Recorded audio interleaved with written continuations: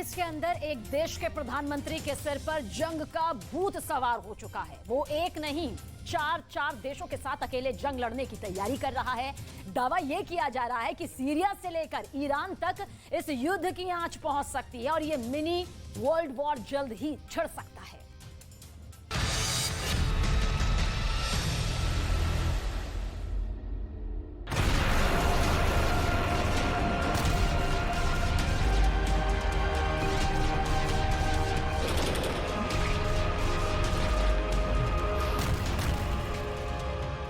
Israel के साथ इस वक्त 3 देश एक साथ उलझे हुए हैं, ईरान, सीरिया और फिलिस्तीन। तनाव इतना बढ़ गया है कि दुनिया के कई अखबारों में रिपोर्ट छप रही है कि किसी भी वक्त युद्ध छिड़ सकता है। मिडिल ईस्ट के 3 मोर्चों पर 3 युद्धों का खतरा मंडरा रहा है। क्यों, कैसे, कब और कहां? मिडिल ईस्ट की वॉर सिचुएशन क्या है आपको बताएंगे, लेकिन सबसे पहले देखिए ये वीडियो जो वेस्ट बैंक के अंदर इजरायल के डिफेंस फोर्स के द्वारा की गई कार्रवाई का है।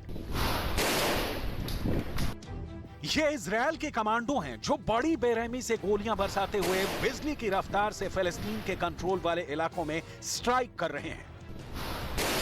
10 से ज्यादा लोगों की मौत इस स्ट्राइक में होने का दावा फिलिस्तीन की तरफ से किया जा रहा है।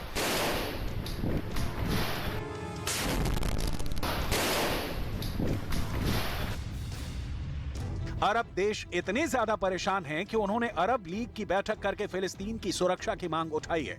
लेकिन इसके बाद भी बेंजामिन नेतन्याहू ने बिल्कुल साफ कर दिया है कि वो आतंकवाद के खिलाफ अपनी कार्रवाई जारी रखेंगे। बेंजामिन नेतन्याहू की बेखौफ पॉलिसी ने मिडिल ईस्ट में हड़कंप मचा दिया है। יש לנו מדיניות ברורה להכות בטרור בעוצמה ולהעמיק את שורשינו בארצנו.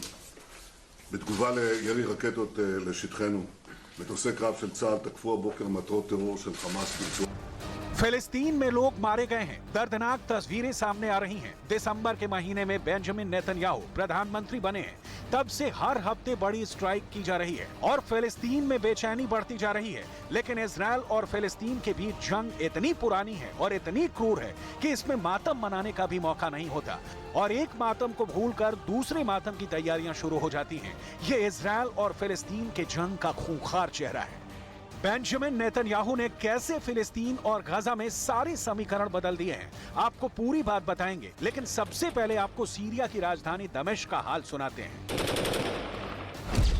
18 फरवरी को इजरायल की एयरफोर्स ने दमिश्क में एक आवासीय परिसर पर हमला किया। इस हमले में 5 की मौत हो गई और 15 लोग घायल हो गए। इजरायल ने तेल टैंकर पर हुए हमले में ईरान पर आरोप लगाया था। अब सीरिया पर हुए इस हमले को इजरायल का बदला बताया जा रहा है। सीरिया में आए 7.8 की तीव्रता के भूकंप के बावजूद भी इजरायल ने अपने दुश्मनों पर कोई रहम नहीं दिखाया। ואמן על המודיעין המדויק ואת הלוחמים שפעלו בגבורה ובקור רוח תחת אש. אנחנו נמשיך לפעול בעוצמה בכל הגזרות, קרובות ורחוקות, כדי לסכל את מאמצי אויבינו לפגוע בנו. מי שינסה לפגוע बनु। ये बेंजामिन नेतन्याहू की चेतावनी है जो हमलों के बाद जारी की गई है, यानी इजरायल में दुश्मनों से कोई सहानुभूति नहीं। सितंबर 2022 में इजरायल की राजधानी यरूशलेम से 300 किलोमीटर दूर सीरिया की राजधानी दमिश्क पर इजरायल ने मिसाइल से अटैक किया था। उस वक्त भी इजरायल ने यह दावा किया था कि उसने सीरिया के 5 सैनिक मारे हैं। इजरायल नहीं चाहता कि ईरान सीरिया के अंदर हिजबुल्लाह को हथियारों की सप्लाई कर सके, इसलिए वो हर हफ्ते 10 दिन में हमला करके सीरिया के हवाई अड्डों को तबाह कर देता है। पिछले साल भी हमलों के बाद सीरिया ने यह दावा किया था कि उसके डिफेंस सिस्टम ने इजरायल के द्वारा की गई मिसाइलों की बारिश को रोक दिया और इस बार भी सीरिया की सरकार ने यही दावा किया है। लेकिन इस दावे का सच क्या है, जरा समझते हैं। सीरिया के पास रूस का दिया S-300 एयर डिफेंस सिस्टम है।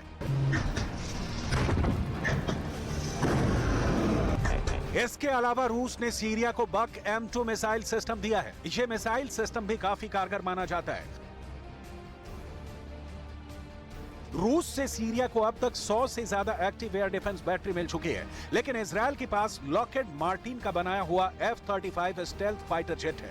यह वर्तमान समय का सबसे खतरनाक और अत्याधुनिक फाइटर जेट है जिसकी तरंगों को ट्रेस नहीं किया जा सकता है। इजरायल के इन स्टेल्थ लड़ाकू विमानों का निशाना हिजबुल्लाह होता है, जिसको ईरान का फुल सपोर्ट माना जाता है। हिजबुल्लाह के अड्डे इजरायल और सीरिया के बॉर्डर पर हैं और हिजबुल्लाह को हथियार ईरान मुहैया करवाता है। ईरान अपने हथियारों का जखीरा सीरिया के एयरपोर्ट पर लैंड करवाता है। यही वजह है कि इजरायल सीरिया के हवाई अड्डों को नष्ट करने में कोई कोर कसर नहीं छोड़ता। लेकिन इस वक्त अरब देशों के अंदर सबसे ज्यादा गुस्सा फिलिस्तीन के अंदर लगातार की जा रही एयर स्ट्राइक्स को लेकर है। इजरायल का कहना साफ है कि अगर गाजा पट्टी से हमास रॉकेट हमला करेगा तो इजरायल से पलटवार में कोई कमी नहीं छोड़ी जाएगी।